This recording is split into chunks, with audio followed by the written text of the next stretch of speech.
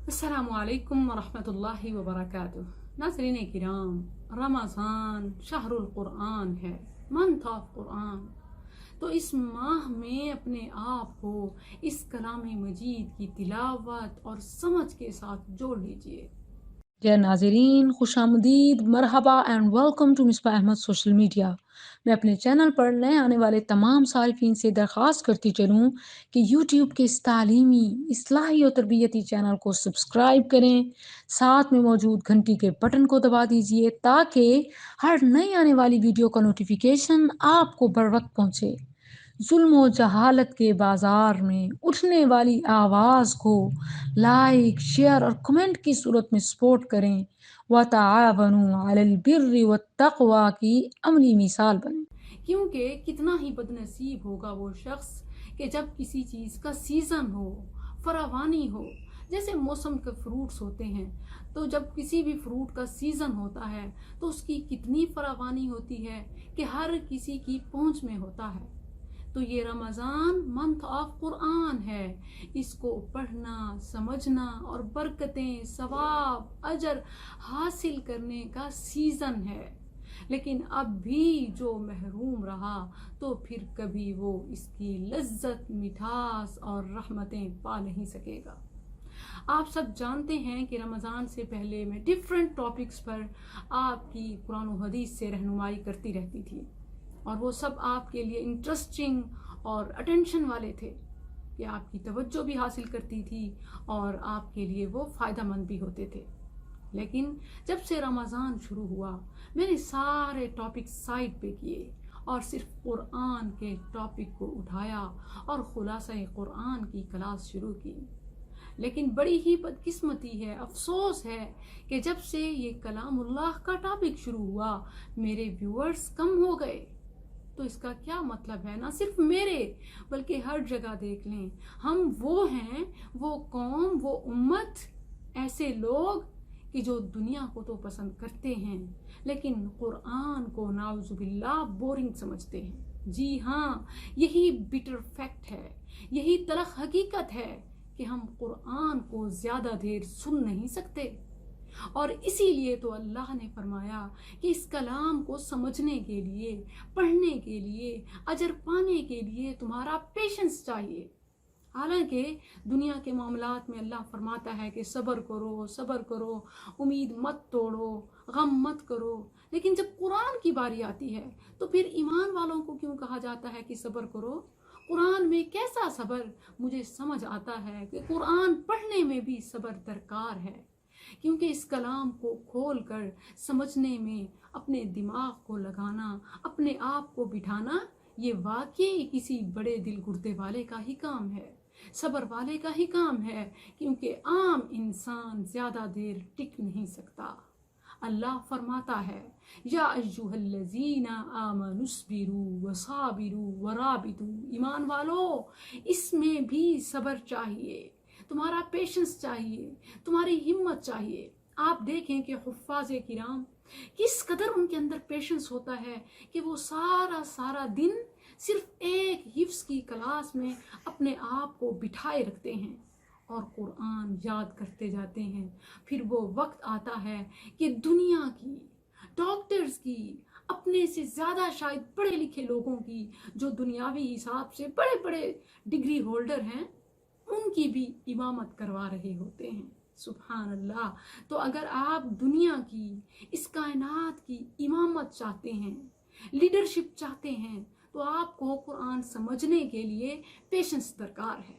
آئیے، آج ہمارا چھٹا پارہ ہے، آپ بھی خلاصہ قرآن کی کلاس میں شامل ہو جائیے اور اپنے حصے کے اس موسم کے ثمرات اپنے دامن میں ڈال لیجیے۔ اعوذ باللہ من الشیطان الرجیم، بسم اللہ الرحمن الرحیم۔ آج ہمارا چھٹا پارہ ہے اور خلاصہ قرآن ہے، یعنی ہم اس پارے کی اہم باتیں جانیں گے کہ اللہ سبحانہ و تعالیٰ نے اس میں کیا فرمایا۔ اس میں سورہ نساء کا آخر اور سورہ المائدہ کا آغاز ہے۔ چھٹے پارے میں سورہ نساء کے آخر میں دو اہم باتیں ہیں، یہودیوں کا ایک عقیدہ اور اس کا رد، اور نصارہ کا ایک عقیدہ اور اس کا رد۔ یہودیوں کا عقیدہ ہے کہ عیسیٰ علیہ السلام قتل ہو چکے ہیں، جبکہ اللہ فرماتا ہے وما قتلوه وما صلبوه، نہ ہی تو انہیں سولی پہ چڑھایا گیا کہ وہیں سے ہی وہ جان پرواز کر گئی، اور نہ ہی وہ قتل کیے گئے، ولیکن شبہ لہم، اللہ نے یہ ایک قسم کی پہیلی ہی رکھ دی، اس کی حقیقت واضح نہیں کی کہ ان کے مشابہ کوئی انسان اٹھا لیا گیا اور قتل ہو گیا، جبکہ عیسیٰ علیہ السلام شہید نہیں ہوئے، قتل نہیں ہوئے، بل رفعہ اللہ الیہ، بلکہ اللہ نے انہیں تو اپنے پاس اٹھا لیا، جبکہ ان کی جگہ ان کے ہم شکل کسی انسان کو قتل کر دیا گیا، جس سے یہ شبہ ان کے دلوں میں پیدا ہو گیا اور وہ اپنے عقیدے پر جم گئے کہ عیسیٰ علیہ السلام قتل ہو گئے، جبکہ حقیقت یہ ہے کہ وما قتلوه وما صلبوه ولكن شبه لهم بل رفعه الله الیہ، بلکہ اللہ نے انہیں اپنے پاس اٹھا لیا، سبحان اللہ۔ اور پھر نصارہ کا غلط عقیدہ، ایسا عقیدہ کہ جو توحید کے اگینسٹ ہے، بالکل توحید تو وحدانیت کا نام ہے، جبکہ نصارہ کا عقیدہ ہے تثلیث کا، یعنی کہ تین خداؤں کا، اور اللہ نے اس کا کیسے رد کیا، فرمایا کہ لا تقولوا ثلاثہ، یہ تین والے دعوے مت کرو، انتہو خیر لکم، اس سے باز رہو، انما اللہ الہ واحد، اللہ تو ایک ہے، تین نہیں ہو سکتے۔ اور پھر فرمایا لقد کفر الذین قالوا ان اللہ ثالث ثلاثہ، وہ لوگ تو کافر ہو گئے جنہوں نے کہا کہ اللہ تین خداؤں میں سے ایک ہے، یعنی کہ تین خدا ہیں اس کائنات کے، جبکہ اللہ فرماتا ہے کہ یہ بات تمہیں سمجھ نہیں آتی کہ اگر تین حکمران ہوں کسی ملک کے اور ہر کوئی اپنی برتری چاہے گا تو ملک کا نظام کبھی نہیں چل سکے گا، اسی لیے پرائم منسٹر ایک ہوتا ہے، تو جو اس پوری کائنات کو جب چلانے کی بات ہوتی ہے، اگر اللہ ایک ہوگا تو ہی سورج اپنے ٹائم پر اور چاند اپنے ٹائم پر، ہر چیز اپنے مدار میں رہے گی، لیکن اگر بہت سے خدا ہوتے تو سوچو کہ ہر کوئی تو اپنی مرضی چلاتا، دنیا کا تو بیڑا غرق ہو چکا ہوتا۔ یہی بات اللہ نے اپنے کلام میں اپنے الفاظ سے بتائی کہ لو کان فیہما آلہۃ الا اللہ لفسدتا، اگر کوئی ایک بھی اور خدا ہوتا تو زمین میں فساد ہوتا۔ یہ نظام کا روٹین سے ازل سے ابد تک چلنا یہ گواہی دیتا ہے کہ کوئی تو ہے جو نظام ہستی چلا رہا ہے، بہت سارے نہیں ہیں، کوئی ایک ہی ہے جو نظام ہستی چلا رہا ہے۔ یہ سورہ نساء کا آخری میسج ہے۔ اب سورہ مائدہ کی طرف آتے ہیں۔ بسم اللہ الرحمن الرحیم۔ اللہ سبحانہ و تعالیٰ نے سب سے پہلے ایمان والے مسلمانوں کو حکم دیا کہ آپس میں نیکی کے کام میں ایک دوسرے کے ساتھ تعاون کرو، فرمایا وَتَعَاوَنُوا عَلَى الْبِرِّ وَالتَّقْوَى، اور فرمایا کہ تعاون کرنے والے کو، ہیلپنگ ہینڈ کو بھی اس قدر ہی ثواب ملتا ہے جس قدر اس کی محنت کرنے والے، اس کام کا آغاز کرنے والے کو ملتا ہے۔ سبحان اللہ، اپنا حصہ نیکی میں ضرور ڈالا کریں تاکہ آپ بھی برابر کے شریک ہو سکیں اجر لینے میں۔ اور پھر وَلَا تَعَاوَنُوا عَلَى الْإِثْمِ وَالْعُدْوَانِ، گناہ کے کاموں میں، برائیوں میں ہیلپ مت کریں، کیونکہ نہ صرف سود لینے والا، نہ صرف دینے والا، نہ صرف کھانے والا، بلکہ ان میں جتنے بھی ہیلپنگ ہینڈز ہیں سب گناہ میں برابر کے شریک ہیں۔ اسی لیے فرمایا وَلَا تَعَاوَنُوا عَلَى الْإِثْمِ وَالْعُدْوَانِ، گناہ اور زیادتی میں، ظلم میں ہرگز مدد نہ کرو۔ نہ صرف یہ کہ تم ظلم والے کام کرو، بلکہ ظالم کی مدد کرنا بھی اور مظلوم کے لیے آواز نہ اٹھانا بھی ظلم، زیادتی اور گناہ ہے۔ اپنا حصہ اس میں شامل نہ کرو، بلکہ مظلوم کے لیے آواز بلند کرنا، ظالم کو سمجھانا، روکنا، یہ بھی تمہارے لیے تعاون ہے اور باعث اجر ہے۔ اس کے بعد اللہ سبحانہ و تعالیٰ نے حرام چیزوں کی ایک لسٹ بتائی کہ یہ چیزیں حرام ہیں۔ حرمت علیکم المیتہ والدم ولحم الخنزیر، جس طرح یہ چیزیں حرام ہیں بالکل اسی طرح غیر اللہ کی بھی چیزیں حرام ہیں، جو کہ غیر اللہ کے نام پر دی جائیں کی جائیں۔ اور پھر ایک عظیم الشان آیت کہ جس کے لیے اسلام کے علاوہ باقی سارے مذاہب والے رش کرتے تھے، حسرت کرتے تھے، کہتے تھے کہ ہم سے ہمارے سارے اعزازات لے لو۔ جتنے بھی اللہ نے کسی بھی اہل کتاب میں سے کسی کو یا کسی قوم کو جو اعزاز دیے، یہود و نصارہ کہتے کہ ہم سے وہ ہمارے سارے اعزازات لے لو، اس کے بدلے میں یہ دین کے تکملہ والی آیت دے دو کہ جس پر دین مکمل ہوا۔ یقیناً یہ بڑے اعزاز کی بات ہے اس امت کے لیے کہ ان پر، ان کے نبی پر، ان کے دین پر، ان کی کتاب پر یہ دین مکمل ہوا۔ جو آدم علیہ السلام سے آغاز ہوا تھا انبیاء کا، شریعت کا، وہ ہم پر اختتام ہوا۔ تو اختتام کتنا ہی بابرکت ہوتا ہے، سبحان اللہ، کہ جس کے بعد کسی کو اعزاز نہ ملے، اعزاز جہاں آ کر ختم ہو جائیں وہ امت تم ہو۔ اپنے اعزاز کو کبھی مت ضائع کرو، بلکہ اپنے اعزاز کو سنبھال کر رکھو اور اس سے فائدے سمیٹو۔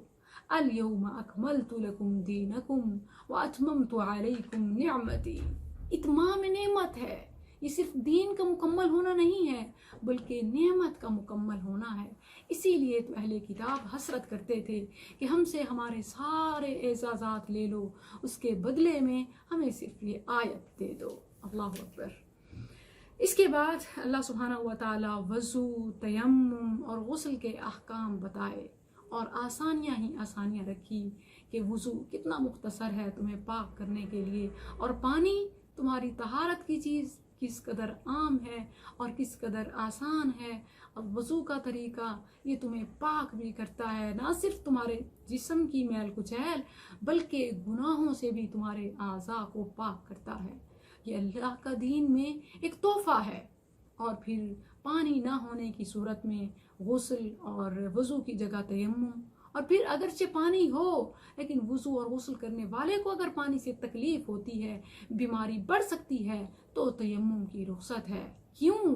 کیونکہ ما یرید اللہ لیجعل علیکم من حرج، اللہ نے تمہارے لیے کوئی تنگی نہیں بنائی بلکہ یہ احکام، یہ مسائل تو تمہاری آسانی کے لیے، تمہیں پاک کرنے کے لیے، تمہیں طہارت دینے کے لیے ہیں۔ لیکن یہی چیزیں جب تمہیں تکلیف دے رہی ہیں تو ان کا آلٹرنیٹ بھی موجود ہے، تیمم۔ سبحان اللہ، ولیکن یرید لیطہرکم، وہ تو تمہیں مطہر کرنا چاہتا ہے، پاک کرنا چاہتا ہے، ولیتم نعمتہ، اور اس بات کو واجب کرنا چاہتا ہے، ثابت کرنا چاہتا ہے کہ نعمت اس کی تم پر مکمل۔ جیسا کہ یہ دین نہ صرف دین کامل ہے بلکہ نعمت کامل بھی ہے، اتمام نعمت بھی ہے۔ لعلکم تشکرون، اب تم شکر ضرور کرو، یہی اس کا حق ہے۔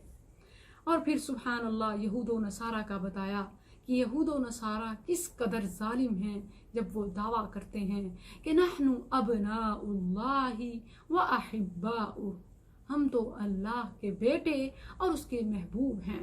تو بھلا کوئی اپنے محبوبوں کو جہنم میں کیوں ڈالے گا؟ تو ہم تو جہنم میں نہیں جائیں گے۔ لن تمسن النار، اللہ فرماتا ہے اگر اتنے ہی تم سچے ہو اپنے دعوے میں، اپنے کہنے میں، تو پھر موت کو طلب کرو تاکہ دودھ کا دودھ اور پانی کا پانی ہو جائے، حق اور باطل واضح ہو جائیں، پتہ چل جائے کہ تم اپنے دعوے میں کس قدر سچے ہو۔ تو موت کی تمنا کرو تاکہ پھر اگر تم واقعی اللہ کے محبوب ہو تو پھر تو تم نے جنت میں جانا ہے، تو پھر تم جنت جانے کے لیے موت کیوں نہیں مانگتے؟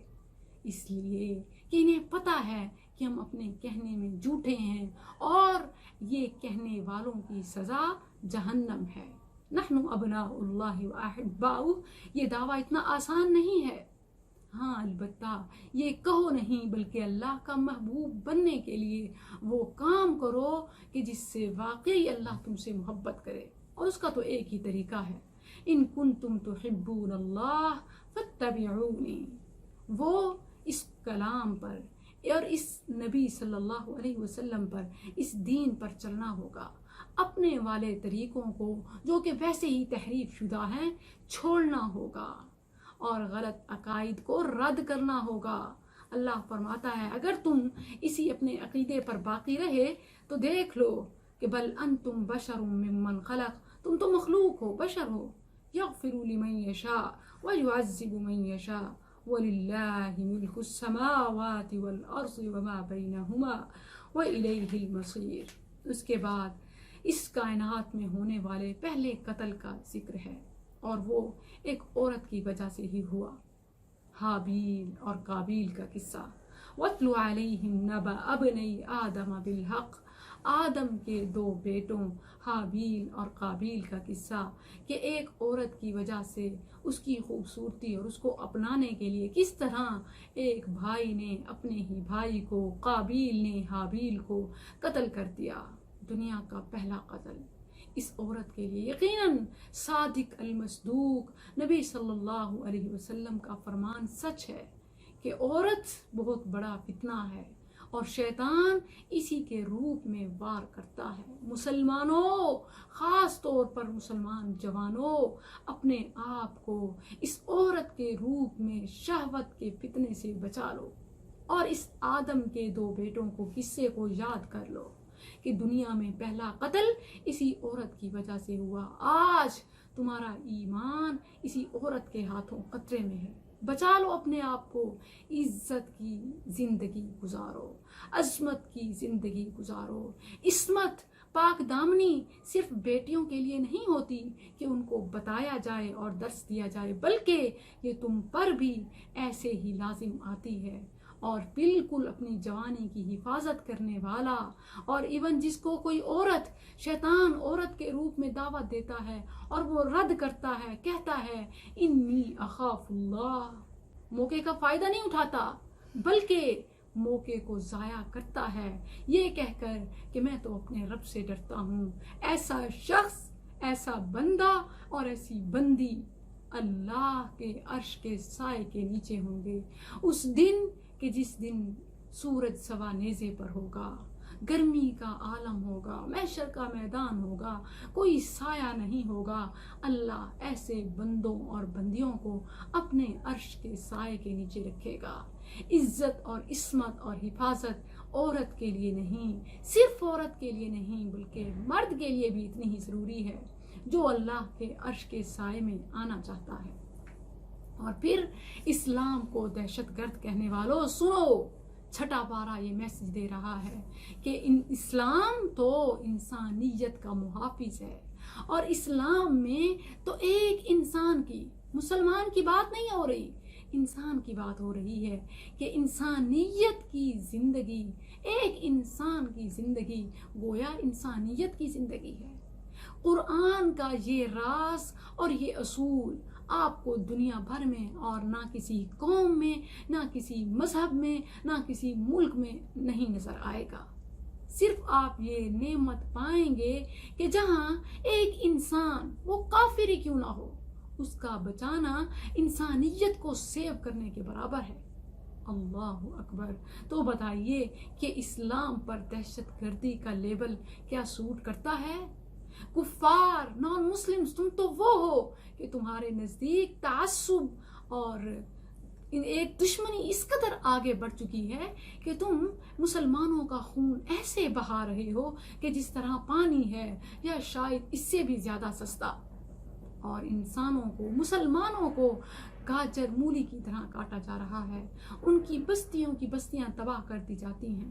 لیکن مسلمانوں کا دین اس قدر پرامن ہے، اسلام اس قدر پرامن ہے کہ اس نے نان مسلم کی صرف انسان ہونا ضروری ہے، انسان کی جان انسانیت کی جان کے برابر کر دی۔ فرمایا من قتل نفسا بغیر نفس او فساد فی الارض فکأنما قتل الناس جمیعا، جس نے ایک انسان کا ناحق قتل کیا تو گویا اس نے پوری ہیومینٹی کا قتل کیا۔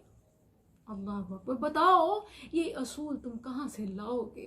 اور ابھی بھی تم اسلام کو دہشت گرد کہتے ہو، جبکہ اسلام تو کہتا ہے وَمَنْ أَحْيَاهَا، ایک انسان کی زندگی بچانا، پوری ہیومینٹی کو سیو کرنا ہے۔ فَكَأَنَّمَا أَحْيَا النَّاسَ جَمِيعًا۔ آئیے آخری اصول پر ہم اپنی کلاس کا اختتام کرتے ہیں۔ سبحان اللہ، یہ قرآن، یہ کتاب کس قدر انصاف والی کتاب ہے کہ جب دشمن کی ایک ایک دشمنی کو بیان کیا جا رہا ہوتا ہے تو وہاں پر اگر کسی کے اندر کوئی تھوڑی سی نرمی ہے، اسلام کے لیے نرم گوشہ ہے، تو اس کو بھی بتایا جاتا ہے۔ یوں نہیں کہ سب کو ایک ہی صف میں لا کھڑا کیا، یوں نہیں کہ اسلام کے مخالف، اسلام کے اگینسٹ جتنے ہی مذاہب ہیں، جتنے بھی مذاہب ہیں، ان سب کو ایک ہی کلاس میں ڈال دو، ایک ہی صف میں کھڑا کر دو، نہیں، بلکہ فرمایا لَتَجِدَنَّ أَشَدَّ النَّاسِ عَدَاوَةً لِلَّذِينَ آمَنُوا، ایمان والوں کے اس ورلڈ میں سب سے بڑے دشمن دو ہیں، یہودی اور مشرک۔ یہ میں نہیں، قرآن کہہ رہا ہے۔ جی ہاں، یہ بات کڑوی ضرور ہے، کیونکہ تم تو مفاہمت چاہتے ہو نا، تم تو ساری دنیا کو ساتھ لے کر چلنا چاہتے ہو نا، جبکہ قرآن کہتا ہے کہ تم یہودی کے ساتھ کبھی نہیں چل سکتے، تم یہودیوں کے ساتھ، اسرائیل کے ساتھ کبھی بھی نہیں چل سکتے، کیونکہ وہ تمہارے سب سے بڑے دشمن ہیں۔ اور اسی طرح مشرک بھی تم ان کے ساتھ کبھی نہیں چل سکتے، کیونکہ تم تو اہل توحید اور وہ اہل شرک، ایک زمین تو دوسرا آسمان، تم تو آسمان اور وہ زمین بھلا اکٹھے کیسے ہو سکتے ہیں؟ لیکن ساتھ ہی فرما دیا کہ ہاں، نصارہ اگرچہ وہ شرک کرتے ہیں لیکن مسلمانوں کے لیے ان کے دل میں نرمی ضرور ہے، کیونکہ ان کے علماء اور ان کے راہب جانتے ہیں کہ سچا مذہب اسلام کا مذہب ہے اور نبی صلی اللہ علیہ وسلم خاتم النبیین ہیں، اور عیسیٰ علیہ السلام بھی ان کی امامت میں نماز پڑھیں گے اور اس امت میں امتی بن کر آئیں گے، نبی بن کر نہیں۔ اللہ اکبر۔ فرمایا کہ وَلَتَجِدَنَّ أَقْرَبَهُم مَّوَدَّةً لِلَّذِينَ آمَنُوا قالوا انا نصارى الذين قالوا انا نصارى، جو نصارہ ہیں وہ مسلمانوں کے لیے نرم گوشہ ضرور رکھتے ہیں۔ آج کی کلاس کا اختتام ہوا۔ اللہ سے دعا ہے کہ ہر ایسی کلاس میں ہمیں شمولیت میں ضرور حصہ دے، اور اس کے لیے مسلمانوں کوشش تمہیں کرنی ہوگی، قرآن کو سمجھنے کے لیے اپنے دل میں صبر پیدا کرنا ہوگا۔ یا ایھا الذین آمنوا اصبروا وصابروا ورابطوا۔ السلام علیکم۔